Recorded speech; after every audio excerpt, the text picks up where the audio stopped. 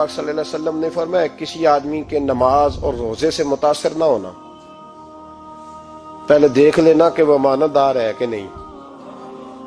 کسی کے نماز روزے سے متاثر نہیں ہونا، پہلے دیکھ لینا کہ دیانت دار ہے کہ دیکھنا لوگوں کی جیبوں پہ کتنی نظریں ڈالتا ہے۔ فرمایا بہت سارے نماز روزے والے دھوکے بازی کرتے ہیں، دیانتی نہ کریں، اپنے عہدے کا پاس رکھیں، اپنے منصب کا خیال رکھیں۔ عہدہ جس جگہ آپ موجود ہیں آپ کی ذمہ داری ہے۔ میرے رسول پاک صلی اللہ علیہ وسلم نے فرمایا ہر بندہ تم میں سے نگران ہے، اور جو اس کی رعایا ہے اس کے بارے میں اس نے جواب دینا ہے۔ کبھی بھی بددیانتی نہ کریں۔ ہم لوگوں کا پہلے اعتماد حاصل کرتے ہیں، پھر اس اعتماد کو ٹھیس پہنچاتے ہیں۔ اس کا نقصان پتہ کیا ہوتا ہے؟ دنیا میں سب سے کمزور شخص وہ ہوتا ہے جس پر کوئی اعتبار نہیں کرتا۔ جس کا اعتماد ضائع ہو جائے وہ آدمی بکھر جاتا ہے۔ کبھی بھی دھوکہ دہی کی پالیسی نہ بنائیں۔ ہم لوگوں سے مفادات لینے کے لیے اپنے رویے میٹھے کرتے ہیں، اور جب کام نکل جاتا ہے پھر ہمارے رویے بدل جاتے ہیں۔ یہ دھوکہ ہے، یہ بددیانتی ہے، اس کو اللہ رسول نے پسند نہیں کیا۔ میرے نبی پاک علیہ السلام نے فرمایا جس میں 3 باتیں پائی جائیں وہ تو منافق ہے۔ اگرچہ علماء کہتے ہیں یہاں منافق اعتقادی مراد نہیں، منافق عملی مراد ہے، لیکن حضور نے فرمایا منافق ہے۔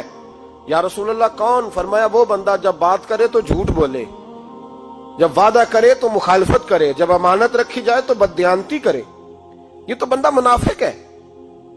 حضرت ابو نور علیہ رحمہ نے لکھا ہے، فرماتے ہیں محمود غزنوی کا دور تھا تو ایک آدمی محمود غزنوی کے پاس نا اپنا کیس لے کے آیا، مدعی بن کے آیا۔ اس نے کہا بادشاہ میرا کیس بڑا نرالا ہے۔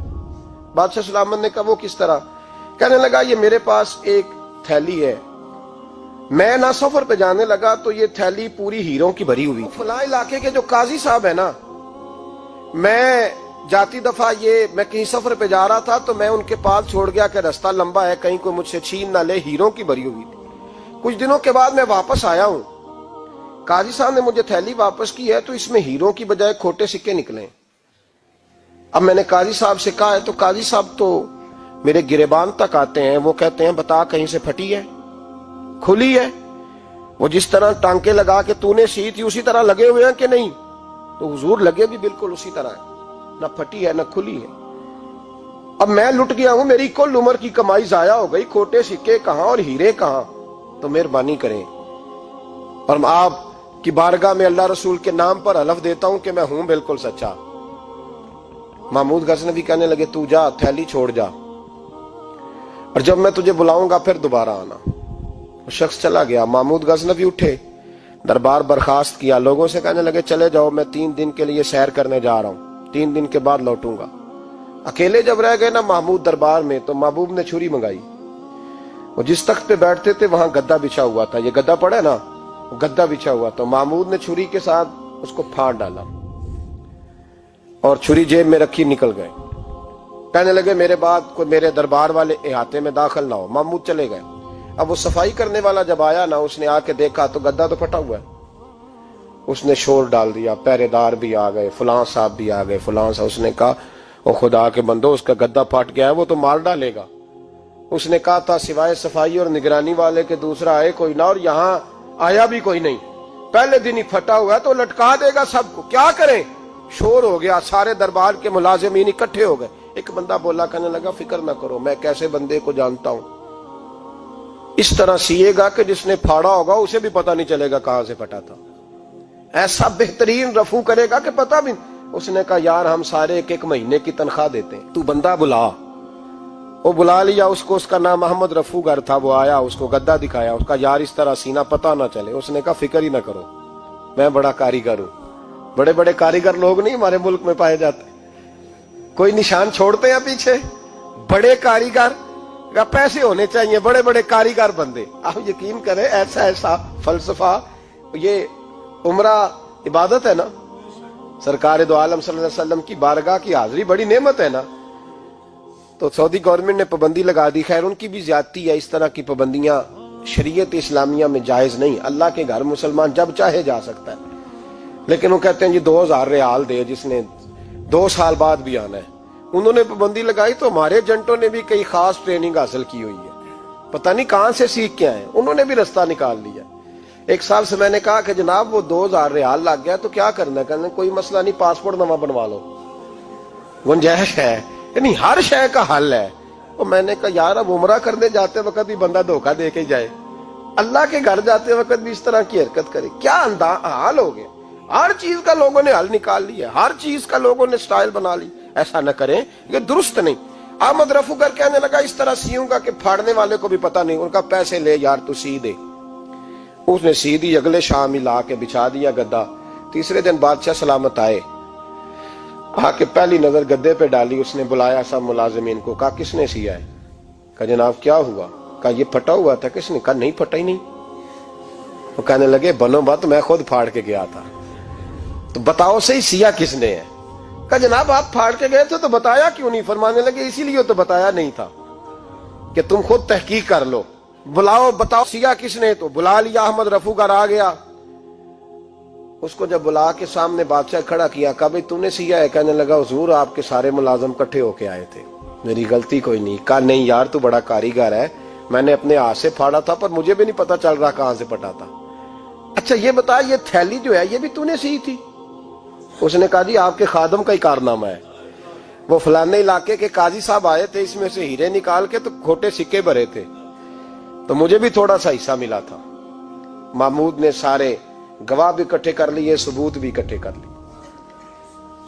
پھر قاضی کو بلایا, پہلے سارے ثبوت اور گواہ کیس حل کر لیا. پھر ہمارے ہاں یہ حال ہوتا ہے کہ مدعی 2-3 ہفتے کے بعد خود ہی ہاتھ باندھ جاتا ہے, کہنا تسی میری جان چھڈو, مجرم پھڑو پاوے نہ پڑھو. وہ کہتا ہے مجھے معافی دو, میں رہا. ظلم ہے نا, ظلم زیادتی ہے کہ جو بیچارہ اتنے سوال مجرم سے نہیں ہوتے جتنے مدعی سے ہوتے. آپ یقین کریں اتنے سوالات ہوتے, بیچارہ ہف جاتا ہے. یہ طریقہ درست تو نہیں ہے کہ لٹ گیا اور دوسرا طرح طرح کے سوالوں کے جواب دیتا پھرے بیچارہ. سارے ثبوت اکٹھے کر کے قاضی صاحب کو بلایا, تنہائی میں لے جا کے. محمود غزنوی نے کہا قاضی صاحب آپ سے غلطی ہو گئی, غریب آدمی تھا, وہ لٹ گیا ہے, اس نے تو بڑی مشکل سے کچھ ہیرے جمع کیے تھے اور اس کی کل کائنات تھی, تو آپ اس کا مال اسے دے دیں, بات ختم. قاضی صاحب کہنے لگے آپ مجھ پہ الزام لگا رہے ہیں, سوال ہی نہیں پیدا ہوتا. آپ میری داڑھی دیکھیں, آپ میرا اعزاز دیکھیں, دنیا جانتی ہے میں اس کا. قاضی صاحب انسان بھول ہی جاتا ہے, بندہ بھول جاتا ہے, غلطی ہوگی. مال نے کہا نہیں سب. کہا میں تنہائی میں پوچھ رہا ہوں, میں اس وقت پوچھ رہا ہوں جب دوسرا موجود کوئی نہیں. آج توبہ کر لے, میں کچھ نہیں کہوں گا, تو میری زبان پہ اعتبار کر, تجھے پتا ہے میں جو کہتا ہوں اس پہ عمل بھی کرتا ہوں, باز آ جا. پر قاضی نے کہا نہیں میری غلطی کوئی نہیں. محمود نے پھر بڑے دربار میں بلا لیا, مجمع عام میں. مہلت کے دنوں میں جو توبہ کر لے وہ بچ جاتے ہیں, لیکن لوگ رسوائیوں کے دنوں میں پھر واپس لوٹتے ہیں اگلا گھر دیکھ کے, پھر حالات اور طرح کے ہو چکے ہوتے ہیں. جب بڑے دربار میں قاضی کو بلایا, بھائی تو مانتا ہے کہ نہیں؟ اس نے کہا نہیں. تو کہا بلاؤ احمد رفوگر کو. جب احمد رفوگر آیا تو بوڑھے قاضی کی ٹانگیں کانپنے لگی, جملے ٹوٹنے لگے, لفظ زمین پر گرنے لگے, بات صحیح نہیں ہوتی, زبان لڑکھڑانے لگی.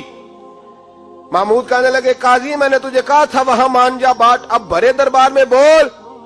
تو جب قاضی صاحب کی گردن خود بخود جھک گئی تو دنیا سمجھ گئی.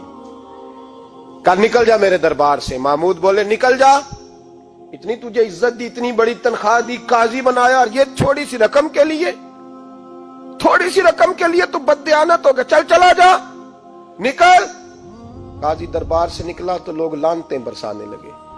کل جو دکانیں چھوڑ کے سلوٹ کرنے آتے تھے وہ کہنے لگے اس کی عمر دیکھو, اس کے کام دیکھو, دیکھو اس نے کیا کیا. گھر گیا, بچے جن کے لیے پاپ کمایا تھا, جنہاں لی تو پاپ کمائے ہن کتھے نہیں ہو تیرے کر دے.